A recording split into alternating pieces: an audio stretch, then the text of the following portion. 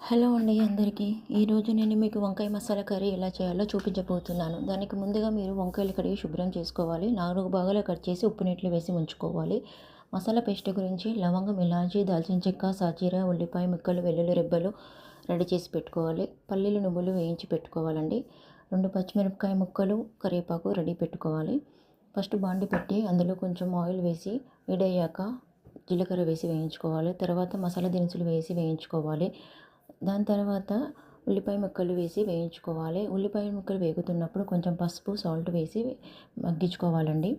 అవి మగ్గాక ఆఫ్ చేశాక చింతపండు వేయాలండి. చింతపండు ఆ వేడికే మగ్గిపోతుంది. తర్వాత జార్ తీసుకొని ఆ జార్లో 3 స్పూన్ల పల్లీలు, 3 స్పూన్ల నువ్వుల పొడి వేయాలి.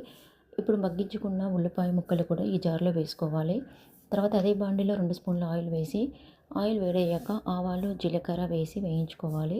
ఆవాలు, జీలకర్ర వేగాక పచ్చిమిరపకాయ ముక్కలు 2, కరివేపాకు వేసి వేయించుకోవాలి. తర్వాత వంకాయ ముక్కలు వేసి వేయించుకోవాలి.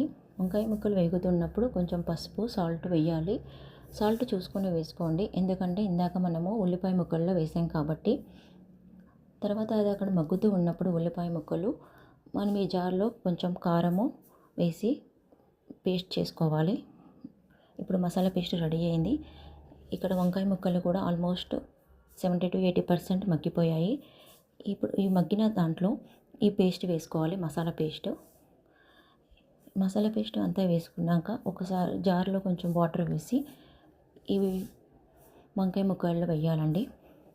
ఇక్కడ కూర ఉడుకుతూ ఉన్నప్పుడు మధ్యలో కూర కలుపుతూ ఉండాలండి, కింద అడుగు అంటకుండా.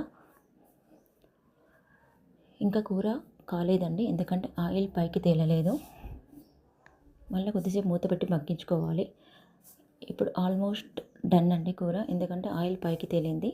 లాస్ట్కి కొత్తిమీర చల్లి దించేసుకోవాలండి. యమ్మీ యమ్మీ మసాలా కర్రీ రెడీ అండి. Please subscribe to my channel. Thank you.